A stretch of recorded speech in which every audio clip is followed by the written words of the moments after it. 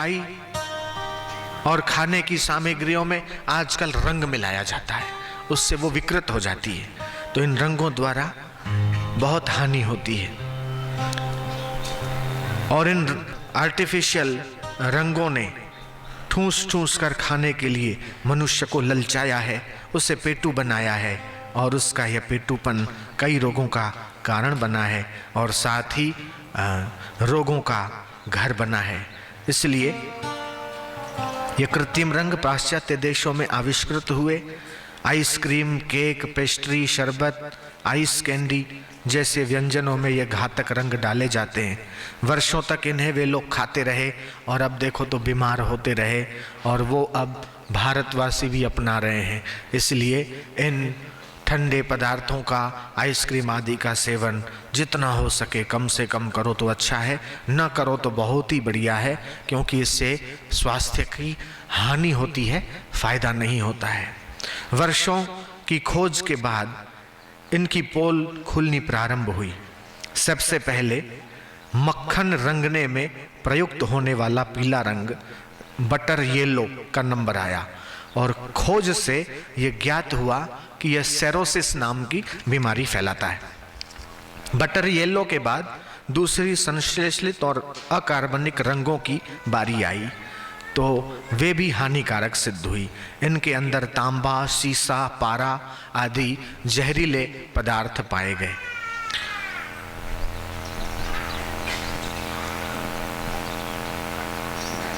और इसलिए ये बाजारू चीजें खाने के बाद लोग अक्सर ये कहते हैं कि भोजन ठीक से पचता नहीं, क्योंकि उनके अंदर इतनी विकृति आ गई है कि वह भोजन हजम होता नहीं, उनके अंदर कई केमिकल और अप्राकृतिक पदार्थ पाए जाते हैं।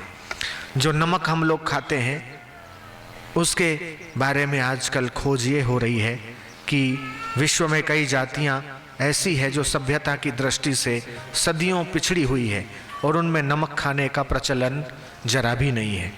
अल्जीरिया के मूल के निवासी तथा कोलंबिया नदी के तटवर्ती मैदानों में बसने वाले लोग नमक का बिल्कुल प्रयोग नहीं करते, उसके बाद भी वे स्वस्थ रहते हैं। सहारा के बद्दू कबीले के लोग नमक को उसी प्रकार घृणास्पद और त्याज्य समझते हैं जैसे एक धर्मनिष्ठ भारतीय मांस मदिरा को त्याज्य समझता है। मध्य अफ्रीका के लाखों आदिवासी प्रशांत महासागर के मध्य द्वीपों में रहने वाले लोग नमक को भी बेकार मानते हैं तथा उसका प्रयोग नहीं करते।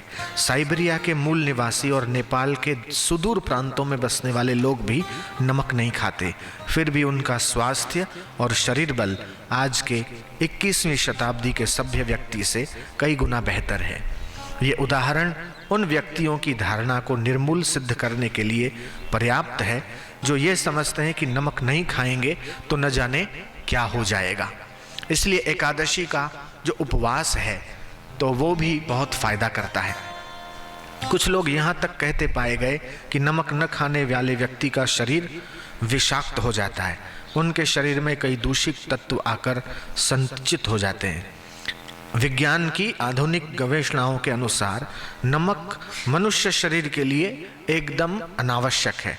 शरीर और शरीर व्यवस्था के लिए जितना नमक आवश्यक होता है वह प्राकृतिक रूप से अन्न में और सब्जियों में अपने आप मिल जाता है। भारत के योग ग्रंथों में आहार शुद्धि का जहाँ उल्लेख आता है वहाँ प्रत्याहार साधना के अंतर्गत नमक का प्रयोग बंद कर देने की बात भी कही है। भारत के धर्म ग्रंथों में नमक के त्याग को एक व्रत के रूप में निरूपित किया गया है। धार्मिक दृष्टि से नमक त्याग का महत्व तो है ही, विज्ञान की खोज ने भी इस नियम की पुष्टि की है। इसलिए अपने भोजन में जितना हो सके कम से कम नमक प्रयोग करें, अथवा सप्ताह में 1 दिन नमक नहीं खाएंगे, महीने में 2 दिन 4 दिन नहीं खाएंगे, इस प्रकार आप व्रत ले सकते हैं। या एकादशी के दिन या रविवार के दिन, पूर्णिमा के दिन नमक नहीं खाएंगे, इस प्रकार का आप व्रत ले सकते हैं। हमें जो शरीर के अंदर नमक की आवश्यकता होती है वो फल, सब्जियां, अन्न से मिल जाती है, तो नमक से अपने शरीर की हड्डियों को कमज़ोर नहीं करना चाहिए। तो अस्वाद व्रत इसे कहते हैं कि स्वाद लोलुपता का त्याग।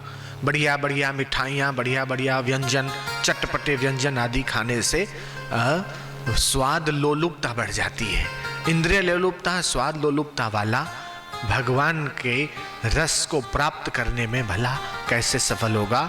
इसलिए साधक व्रत करते हैं, अनुष्ठान करते हैं कि हम बाहर का रस छोड़कर थोड़ा सा त्याग करके हम ध्यान करेंगे, प्राणायाम करेंगे, अनुष्ठान करेंगे और भीतर की शक्तियों को स्वाद करके वो ध्यान का रस प्राप्त करेंगे, जिस रस के आगे सारे रस तुच्छ हो जाते हैं।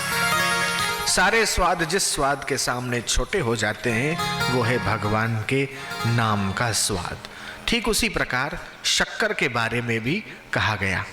अमेरिका के उटाह विश्वविद्यालय के अपराध विज्ञान विशेषज्ञ डॉक्टर अलेक्जेंडर रॉस, प्रोफेसर बिलफोर्ड तथा रसायन शास्त्री डॉक्टर जाफरी ब्लेंड ने पुराने अपराधियों का आहार विश्लेषण करने पर यह पाया गया कि उन अपराधी बच्चों में से 32% बच्चों ने अपने आहार में चीनी का अत्यधिक उपयोग किया था।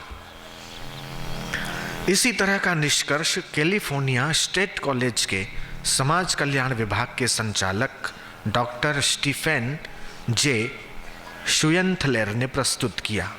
उन्होंने 300 बाल अपराधियों के भोजन का विश्लेषण किया और ये पाया कि सभी अधिक मात्रा में मीठा यानी सफ़ेद चीनी खाने वाले थे। जब उनके आहार से चीनी बिल्कुल हटा दी तो पाया गया कि 48% अपराधी बच्चे सामान्य हो गए। सुप्रसिद्ध आहार विज्ञान विशेषज्ञ डॉक्टर डेरिक लांसडेल एवं डॉक्टर रेमंड ने बच्चों के आहार में शक्कर की अधिकता और उसके दुष्प्रभावों का गंभीरतापूर्वक अध्ययन किया है और देखा गया कि इसको अधिक मात्रा में खाने से शरीर में थियामिन नामक तत्व की कमी हो जाती है, जिसके कारण नींद की गड़बड़ी होती है, बेरी नाम का रोग होता है, सीने में दर्द होता है और लगातार बुखार बना रहता है और तुतलाना या हकलाना जैसी कितनी ही बीमारियां प्रकट हो जाती है। रोशनी मंदता, आँखों की रोशनी मंद हो जाना या रतौंधी के लक्षण भी होने लगते हैं। इसलिए जो लोग अपने घरों में भोजन में चीनी का अधिक उपयोग करते हैं, चाय, दूध, कॉफ़ी या हलवे आदि में, उनको ये खास समझ लेना चाहिए कि चीनी का उपयोग वैज्ञानिकों ने ये रिसर्च करके सिद्ध किया है कि चीनी का अधिक उपयोग अपराध वृत्ति को बढ़ाता है। इसलिए अगर अपने बच्चों में हिंसात्मक भावना या अपराध भावना, लड़ाई झगड़े और घर के अंदर बार बार तनाव जैसी स्थिति, झगड़े की स्थिति से कंट्रोल करना हो तो घर में चीनी का उपयोग जितना कम करते जाओगे उतना ही झगड़े कम होंगे और बच्चों में अपराध भावना कम होगी। ये डॉक्टरों ने सिद्ध किया है। और ये जो सफ़ेद चीनी बनती है उसको हड्डियों से स्पर्श करवाया जाता है, तो इसलिए चीनी के बदले मिश्री अच्छी है। या तो जो गुड़ वाली चीनी होती है जिसको लाल चीनी कहते हैं, उसका उपयोग तो और भी अच्छा है। इसलिए सफ़ेद चीनी का उपयोग कम करके लाल चीनी या गुड़ वाली चीनी या गुड़ का उपयोग करें या मिश्री का उपयोग करें तो ज़्यादा बेहतर होगा। वैज्ञानिक तकनीक के विकास के पहले जहाँ भी श्वेत चीनी का उपयोग खाद्य पदार्थों में नहीं होता था, या तो ये शक्कर पदार्थों का प्राकृतिक रूप में उपयोग किया जाता था अथवा तो इस शक्कर को कम से कम रूपांतरित करके उपयुक्त मात्रा में ही लिया जाता था, तो लोग आज की तुलना में रोगी भी कम होते थे और साथ ही दीर्घजीवी भी होते थे और जीवन के अंतिम दिनों तक कार्यक्षम बने रहते थे। पता नहीं यह भ्रांति लोगों के मन में कैसे जम गई कि सब चीनी अच्छे लोगों का आहार है, सभ्य लोगों का आहार है और गुड़ शीरा आदि सस्ते शर्करायुक्त खाद्य गरीबों के लिए है। इसी भ्रांति के कारण शहरी लोगों के सफ़ेद चीनी प्रचलन के कारण गांव में भी देखा देखी रिवाज प्रारंभ हो गया। लेकिन अब डॉक्टरों ने और वैज्ञानिकों ने जब ये रिसर्च करके खोज की है तो अब वापस हमें अपने पुराने देसी पद्धति के अनुसार आना पड़ेगा कि गुड़, लाल शक्कर आदि प्राकृतिक मिठास युक्त चीज़ें ही ज़्यादा श्रेयस्कर है। आज की आधुनिक सफ़ेद चीनी और नमक आदि का जितना हम उपयोग कम करेंगे उतना ही हमारा शरीर बल मजबूत रहेगा और बुढ़ापे तक हमारे शरीर की कार्यशक्ति बरकरार रहेगी। तो इस प्रकार क्या खाना, कब खाना, कैसे खाना, कितना खाना, ये आहार विहार का ज्ञान भी हमारे आयुर्वेद में है। एचिसन रॉबर्टसन नामक चिकित्सक ने वायु और नेत्र रोगों से पीड़ित रोगियों को 100 ग्राम चीनी का शरबत 250 ग्राम पानी में बनाकर दिया तो थोड़ी देर में रोगियों की हालत बिगड़ने लगी। अधिकतर लोगों को उल्टियां होने लगी, पेट में दर्द होने लगा और छाती में जलन पड़ने लगी, दांत खट्टे हो गए। और इन्हीं रोगियों को जब फल की शर्करा पिलाई गई तो कोई कष्ट नहीं होगा। तो डॉक्टर रॉबर्टसन ने यह भी देखा कि नाश्ते में चीनी का अधिक उपयोग करने से आमाशय की श्लेष्मिक कलाओं से श्लेष्मा इतना अधिक निकलता है कि पाचन तंत्र को ही कमजोर बना देता है। तो संसार के विभिन्न देशों में चीनी का अधिक उपयोग करने वाला देश अमेरिका है और अमेरिका में ही के लोगों को दांतों की बीमारियां अधिक होती है। आजकल यहाँ भी जो लोग शक्कर आदि अधिक खाते हैं तो उन लोगों को भी दांतों की बीमारियां हो जाती है। इसलिए मसूड़ों को मजबूत करने के लिए तिल के 2 चम्मच का मुंह में रखकर उसका मुंह में उसको घुमाना, जैसे मुंह में पानी रखकर कैसे कुल्ला करते हैं, ठीक उसी प्रकार तिल के 2 चम्मच मुंह के अंदर रख के उसका अच्छे से कुल्ला करके 2-5-10 मिनट और फिर फेंक देना। इससे दांत मजबूत होते हैं, मसूड़ों के सारे दर्द दूर होते हैं और लंबे समय तक दांत गिरते नहीं और मजबूती उनमें आ जाती है। तो इस प्रकार के देसी प्रयोग बहुत बहुत फ़ायदा देने वाले हैं। तुलसी भी 300 बीमारियों को मिटाती है। 20-25 पत्ते तुलसी का रस और आधी कटोरी दही, खट्टी ना हो, और थोड़ा सा उसमें शहद डाल के सुबह सुबह नाश्ते में अगर 40 दिन तक रो तो 45 प्रकार की छोटी मोटी बीमारियां मिटती है। पेट का दर्द, छाती में जलन और भूख न लगना, वात पित्त कफ के रोग, घुटनों का दर्द, स्मरण शक्ति की कमी, सिर दर्द, जुकाम, खांसी आदि छोटे मोटे 45 रोग मिटते हैं इस प्रयोग से। आरोग्य निधि भाग पहला और दूसरा, इसके अंदर छोटे छोटे देसी इलाज इतने अधिक लिखे हैं कि आपकी कोई छोटी मोटी बीमारी हो तो आपको डॉक्टर के पास जाने की ज़रूरत नहीं। वो आप पुस्तक पढ़ो, उसके अंदर हल्दी, नमक, मिर्ची और अदरक, सौंठ, गुड़ और नींबू, लौकी, बैंगन, परवल आदि सब्जियों से और फलों से ही आप खुद के भी डॉक्टर बन सकते हैं, अपने परिवार के भी डॉक्टर बन सकते हैं, अपने पड़ोस के भी डॉक्टर बन सकते हैं और खुद के डॉक्टर आप स्वयं बनो, यह उससे सीखा जा सकता है। उसके लिए कोई कोर्स करने की ज़रूरत नहीं, कोई डिग्री लेने की ज़रूरत नहीं। हमारे ऋषियों ने इस प्रकार की शोध की है कि हर व्यक्ति अपना इलाज खुद कर सकता है और जहाँ वो पैदा होता है उसके घर के आंगन में ही वो औषधियाँ होती है जो उसकी बीमारी को ठीक कर सकती है, लेकिन उसको ज्ञान नहीं होता, समझ नहीं होती, इसलिए वो डॉक्टरों की शरण में जाता है। हकीम का यार सदा बीमार, अपने डॉक्टर स्वयं बनो, अपने वैद्यराज स्वयं बनो और बाहरी डॉक्टरों से और वैद्यराजों के उससे आप जितने मुक्त रहो उतना ही अच्छा है।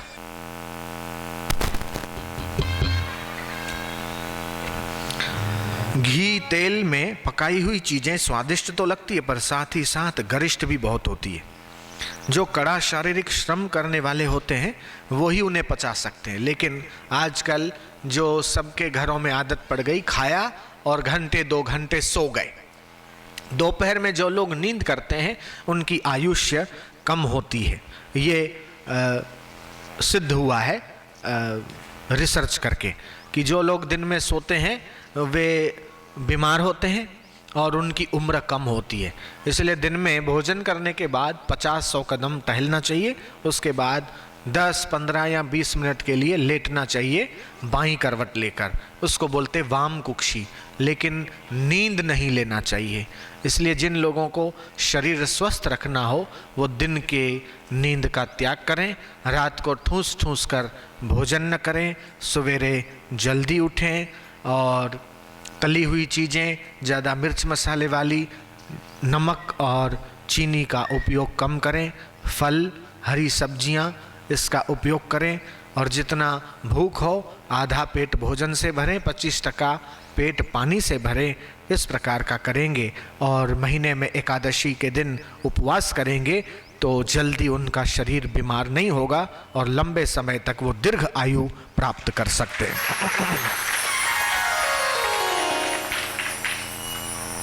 जो खाते हैं उससे शक्ति नहीं मिलती, वरन शक्ति उससे मिलती है जो खाए हुए भोजन को पचाता है। जयराम जी की, जो भोजन को पचाता है शक्ति उसे मिलती है, जो खाता है उसे शक्ति नहीं मिलती। तो हमारे अंदर पचाने की शक्ति जितनी बढ़ेगी उतना ही हमारे शरीर की शक्ति मजबूत होगी। चिकनाई और चीनी स्वादिष्ट भले लगे पर वो पचने में बहुत भारी होती है। और विवेकानंद कहते थे कि हलवाई की दुकान तो साक्षात जमदूत की दुकान है, ऐसा विवेकानंद बोलते थे। यहाँ कोई हलवाई हो तो नाराज मत होना, वो कहते थे विवेकानंद, मैं नहीं बोलता हूँ। फिर भी तुमको हलवाई हो और मिठाई बनानी है तो प्राकृतिक मिठाइयाँ बनाओ, जैसे कि गाजर का हलवा है उसमें भी चीनी कम डालो। खजूर की मिठाई है तो खजूर तो वैसे ही मीठी होती है, केवल उसको थोड़े छिलके निकाल के और उसके लड्डू जो है खसखस डाल के माइयाँ बनाती है, बहुत स्वादिष्ट होते हैं। तो इस प्रकार के जिसके अंदर प्राकृतिक मिठास है, जैसे मुनक्के के अंदर, खजूर के अंदर प्राकृतिक मिठास है, गन्ने के अंदर प्राकृतिक मिठास है, आम के अंदर प्राकृतिक मिठास है, सीताफल के अंदर प्राकृतिक मिठास है, तो वो मिठास हानि नहीं करती। लेकिन जो हम चीनी आदि के द्वारा मिठास प्राप्त करते हैं वो हमारे पेट को खराब करती है। तो आहार विहार के थोड़े नियम समझेंगे तो हमारा शरीर स्वस्थ रहेगा। तो बापूजी के 3 सिद्धांत, हमारे गुरुदेव के 5 सिद्धांत 3 सिद्धांत है। एक तो शरीर हमारा स्वस्थ रहे, दूसरा मन हमारा प्रसन्न रहे, बुद्धि हमारी सूक्ष्म रहे और हमारी आसक्ति संसार से कम होवे और भगवान की भक्ति ऐसी प्रकट हो कि वो मुक्ति का द्वार खोल दे। हमारा ऐसा जीवन होना चाहिए।